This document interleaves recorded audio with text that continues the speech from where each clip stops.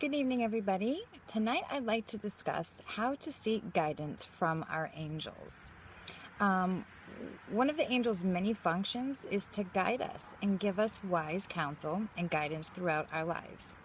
It's up to us to be open to them in order to hear the guidance from the angels and faith and take trust in the action needed. People seek guidance from those trained as counselors and therapists, as well as their family and friends and colleagues. Sometimes, though, we need to look for higher sources for guidance from our angels. Our guardian angels, or our spirit guides, link us to our higher selves, our own inner wisdom and knowledge base, and this is our connection to the divine prime creator source.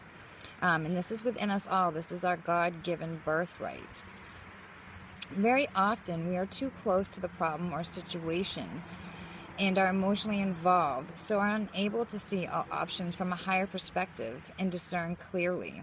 When we're able to understand things from a higher perspective, even if only on a subconscious level, we're able to overcome our perceived obstacles and fears. And this is very important because worrying, fears, block the flow of positive abundance, and it also blocks clarity, meaning you will have many thoughts in your mind and you won't be able to discern what are the thoughts that are given to you from the angels or divine guidance, or they're your thoughts.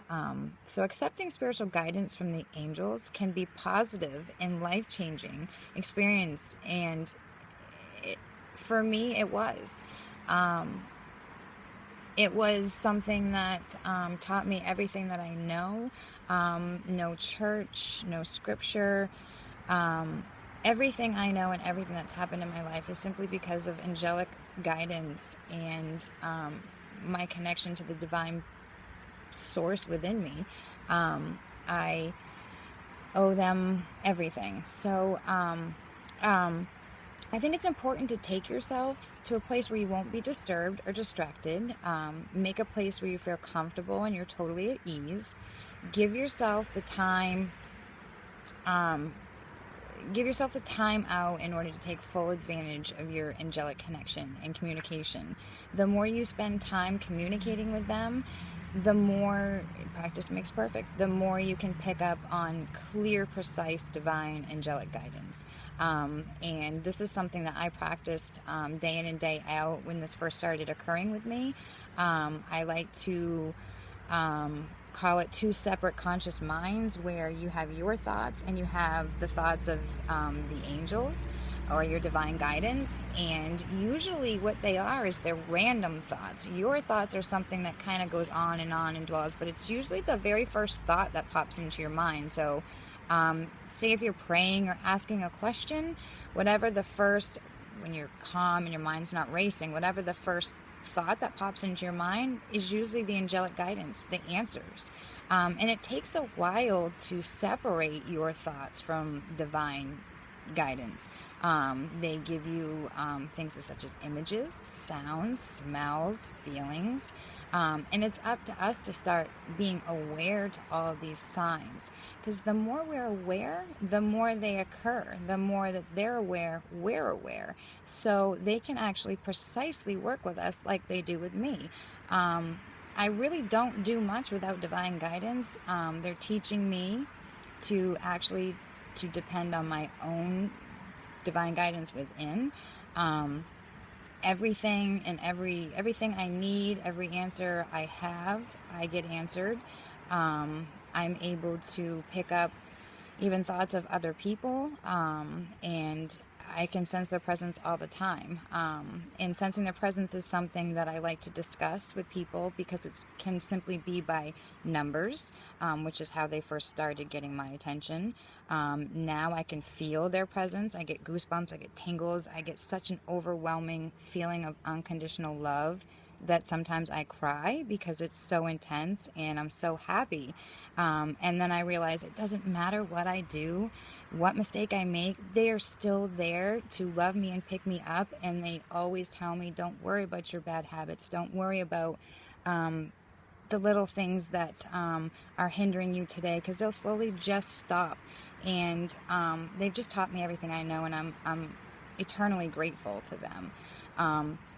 So again, you want to take time out to meditate, pray, quietness, so you can connect with them and start sensing their presence. And again, my cat's a big indicator of when they're around, because he makes it very obvious. His head whips around really fast, and it just makes it very obvious, as cats are very connected to the spirit realm.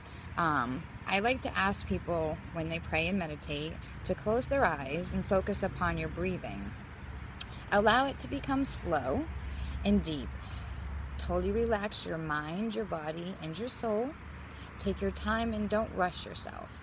Just allow it to happen naturally.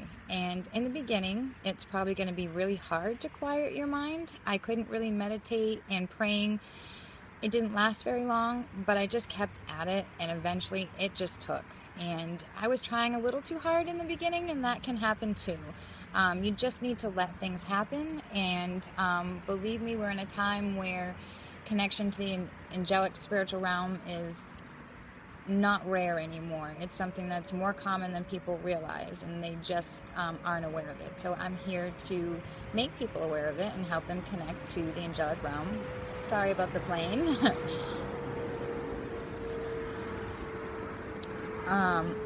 Okay, so one of the important things to do is you also need to focus on your crown chakra, which is right here on the top of your head. And this is where all the wisdom and energy and knowledge comes from the universe, in our atmosphere.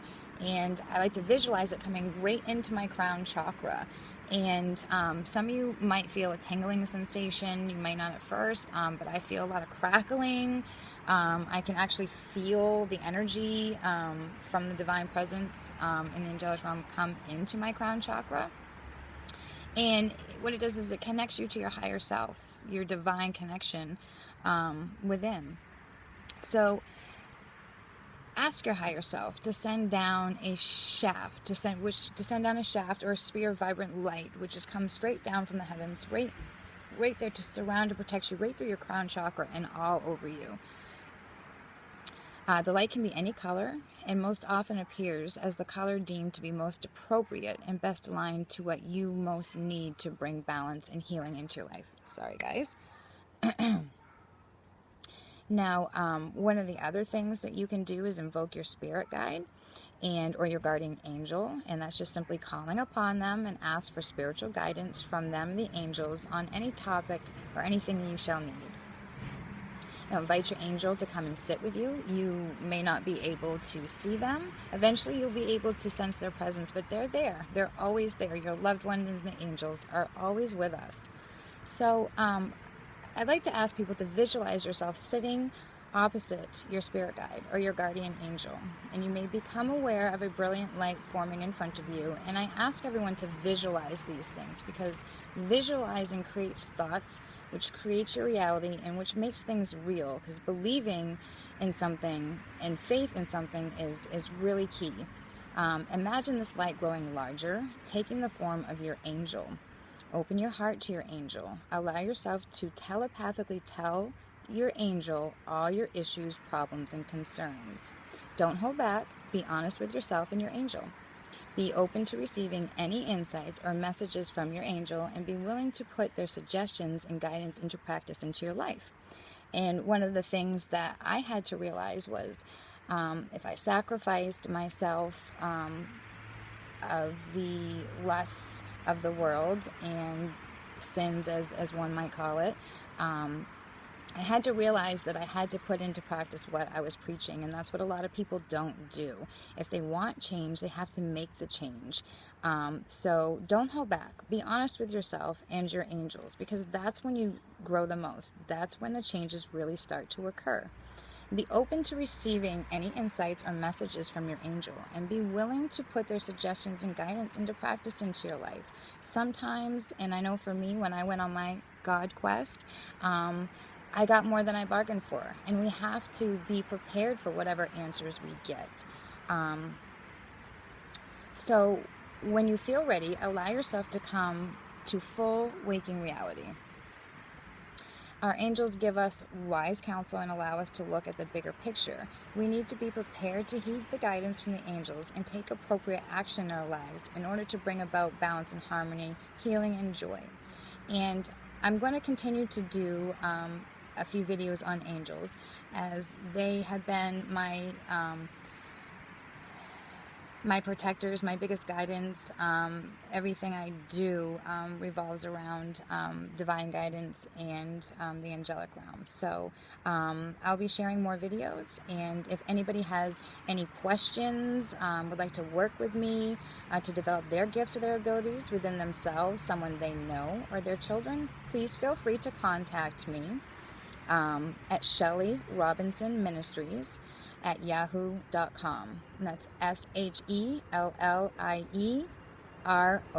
as in boy, INSON MINISTRIES